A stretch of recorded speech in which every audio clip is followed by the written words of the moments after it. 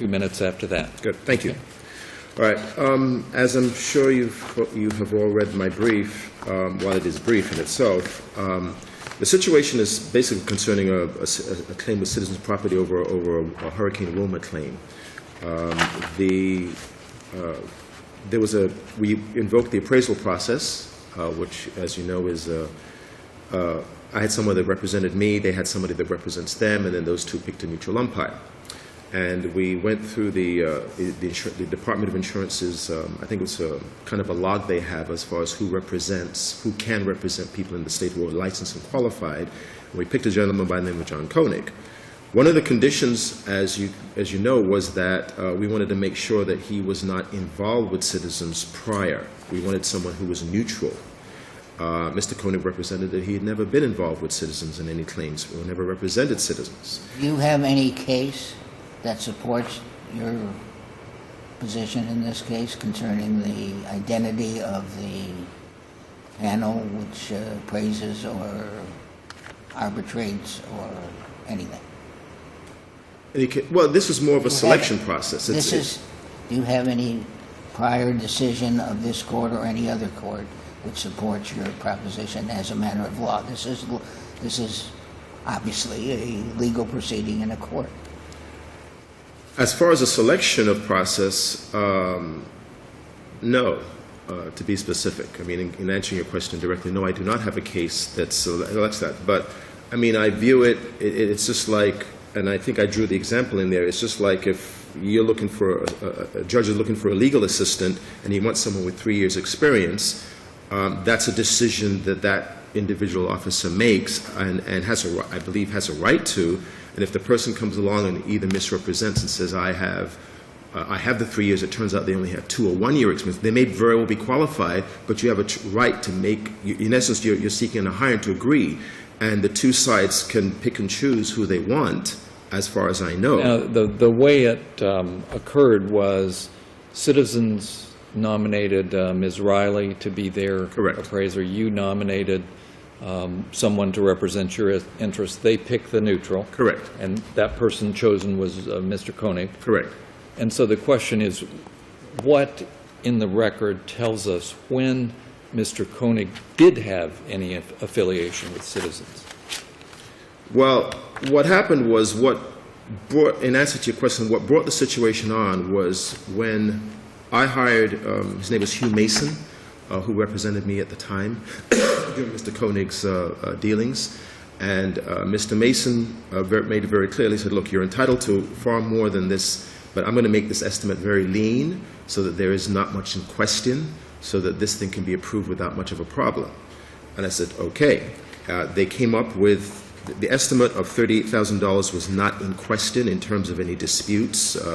Materials and cost of repairs, apparently all the parties agreed to is a legitimate cost. For whatever reason, Mr. Koenig decided to chop it in half. We don't know why. We asked for a rehearing with him. He denied that. So it came later to the point where it was brought to my attention that he became an employee of Citizen as an adjuster, at least as far as I know, up until December of 2010. But we wanted to depose him. That was after the appraisal process was complete, though, wasn't it? Yes, it was after complete, but prior to the appraisal process being completed, Mr. Koenig, I guess, developed a little bit of a conscience and admitted that he had done some work for Citizens prior. Okay, this was before the process. Excuse me?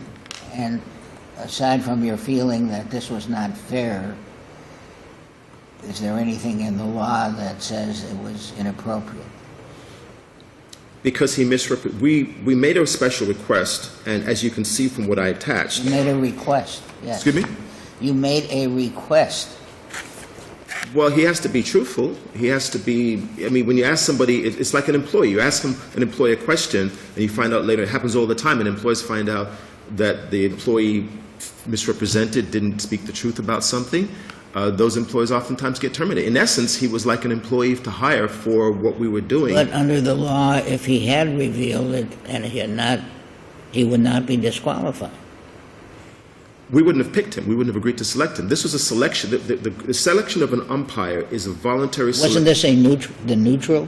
The neutral, that's correct. The situation as He far as... wouldn't be disqualified as a neutral. Excuse me? He would not be disqualified.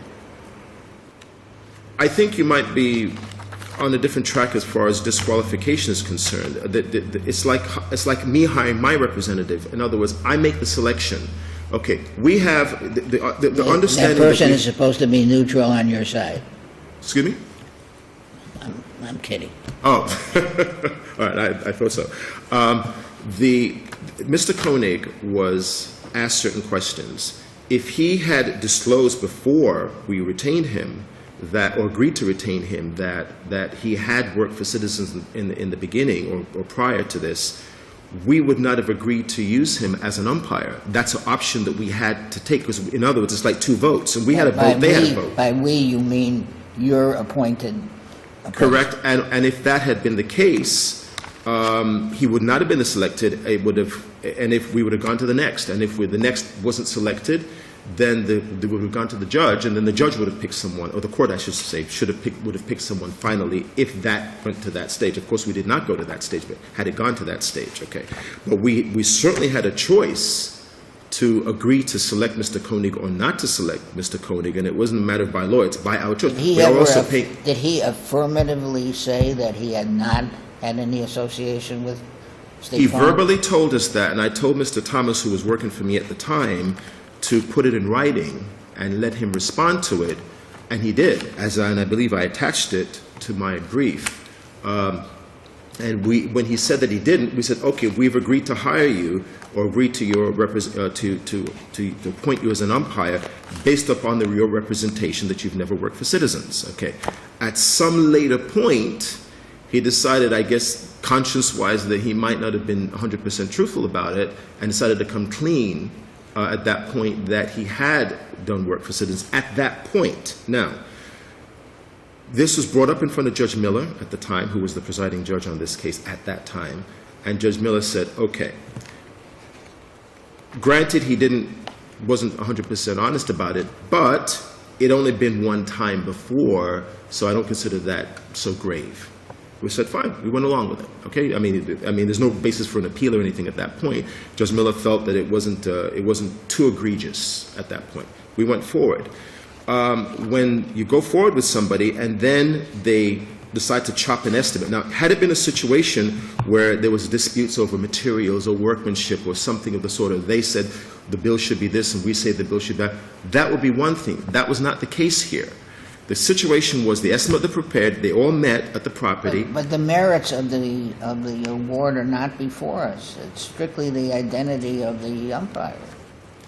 That's true, but we had a right to, I believe, it turned out later, okay. We wanted to do discovery. What we feel we had the right to do, obviously what is in front of the court, is we feel that we were denied the rights of due process to do discovery on him so that we could get to the truth of the bottom line of this situation. This is before the case ended, and so that we could present that to the court. Had we had the proper information, now, granted, I know you're not going to accept what I'm saying. I know that he worked for Citizens because through Citizens, I contacted him, so I know exactly what capacity, when he was hired, I don't know that. And that's one of the things the discovery process is. So what you want it sent back so that there can be a deposition or an evidentiary hearing to establish additional facts. Okay. That's correct. Your time for your main argument is up, but you'll have additional time after you hear the opposition. Thank you.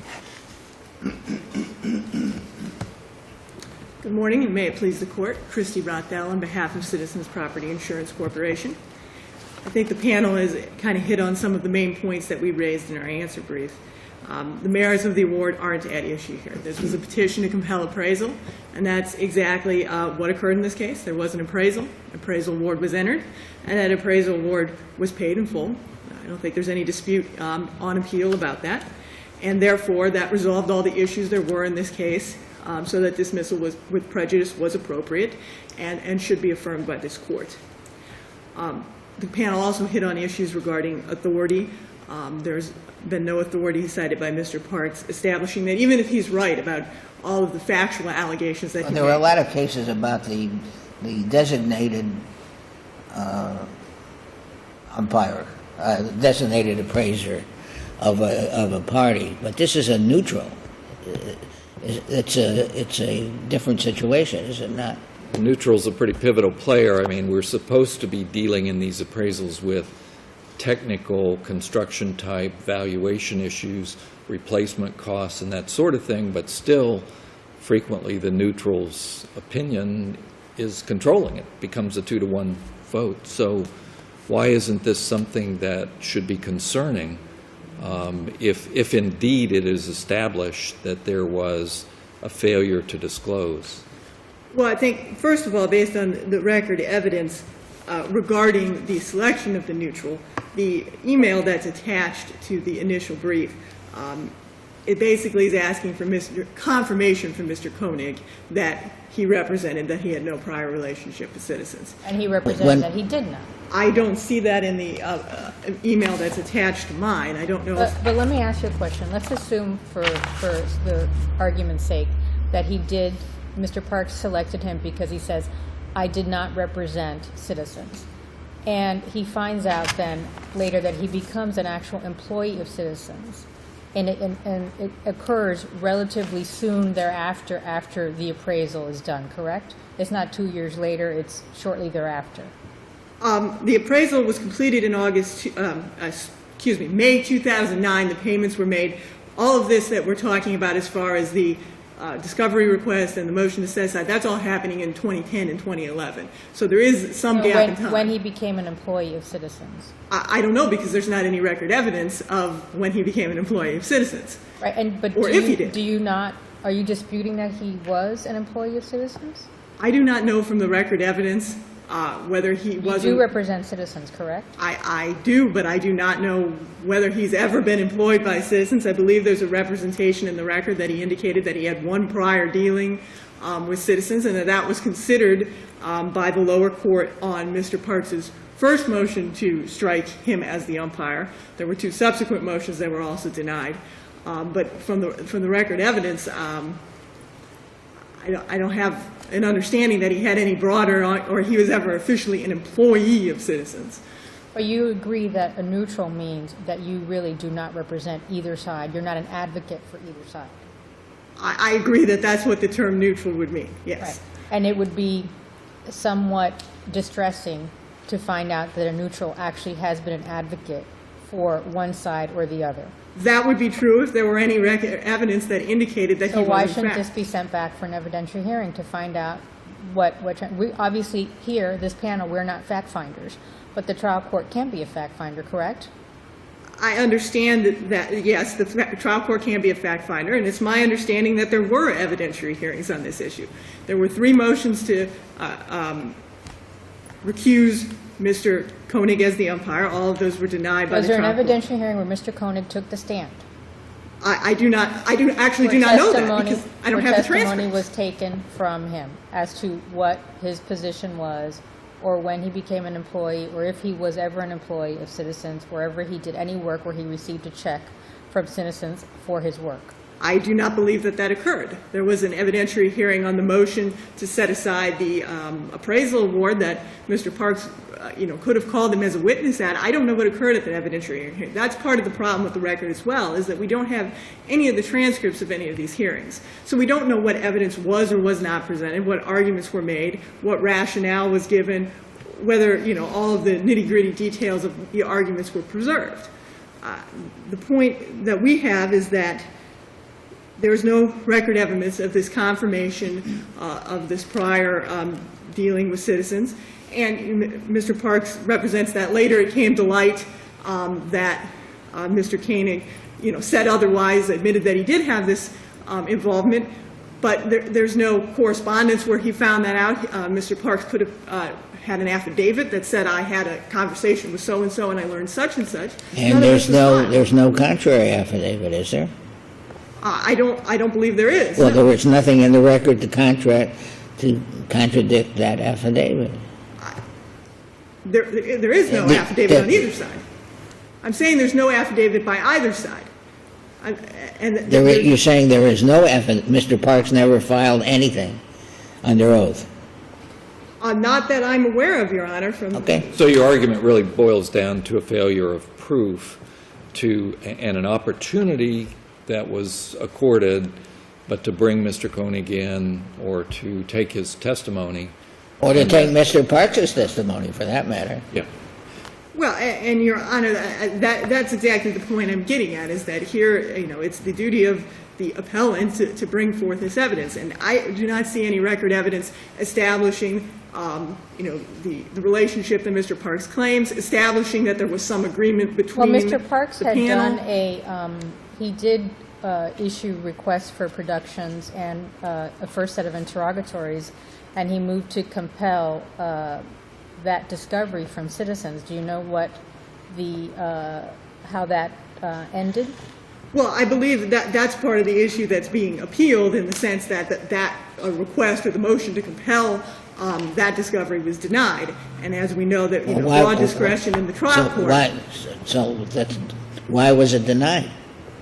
Well, that would be a Why under the law? to establish that. Why under the law was a motion to compel these interrogatories, the answers to the interrogatories, which are going to the very issue that you say there is no record of? Why was it denied?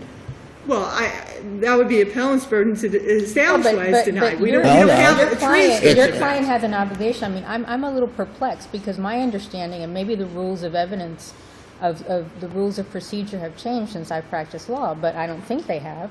But this is not a fifth or a sixth. Looks like an initial request for reduction and a first set of interrogatories.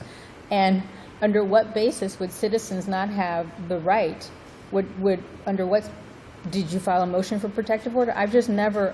This goes to the heart of the thing, which is how many times has citizens used John Koenig? Name the dates and times that John Koenig has been used or retained. First request for reduction, produce any and all copies of checks that citizens has paid to John Koenig, or any contractual arrangements with John Koenig. To me, I just do not even understand how this motion to compel would be denied. I mean, this is not an issue. You are a party in this litigation, and the plaintiff is entitled to discovery from the defendant. And I understand the point you're Did you making. have a motion for protective order that was I do issued? not see a motion for protective order in the record. I can only assume that the trial court denied it for relevance reasons. I mean, we don't have the transcript, so we don't know. If that's true, then reversal follows, because it's not irrelevant. Well, Your Honor, what was asked for in the petition to compel appraisal was an appraisal. There was never any amendment of that motion after the appraisal award to assert that, any other cause of action based on Mr. Koenig. And so what is it relevant to? No cause of action. It's an attack on the award which you sought to and got confirmed. And Mr. Parks hasn't cited any authority as to why, even if everything is true, that would be enough to say that this award is in any way infirm. Well, it's infirm if it's true that, in fact, the neutral was, in fact, not neutral.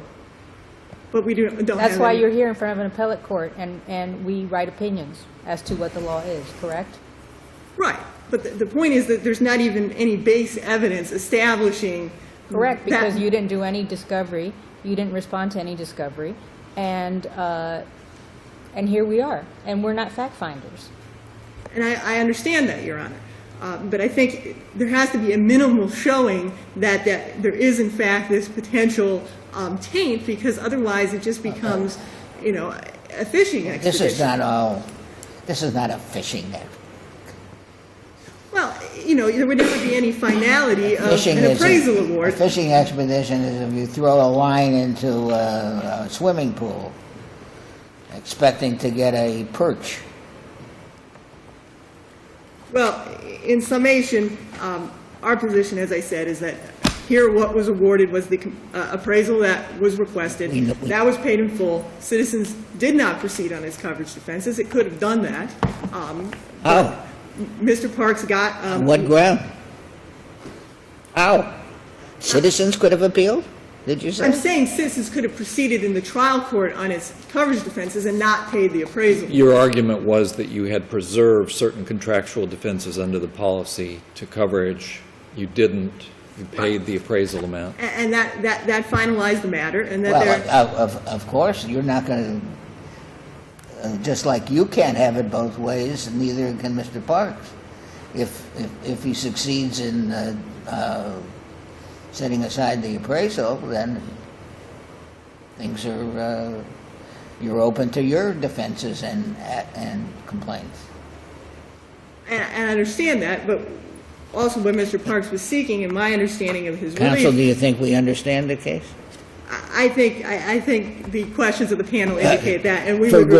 good or ill? Yeah, for That's better or correct, for Your Honor, worse. and we would request affirmance. All right, thank you. Rebuttal? Thank you. I just want to make sure Parks, that... there is an old saying, originated by me 60 years ago. One should not snatch defeat from the jaws of victory. Okay. I think I understand what you're saying. I just hope that you folks will, please, you understand the case well. I don't think I need to say much more, and your ruling will apply to whatever it will be. All right.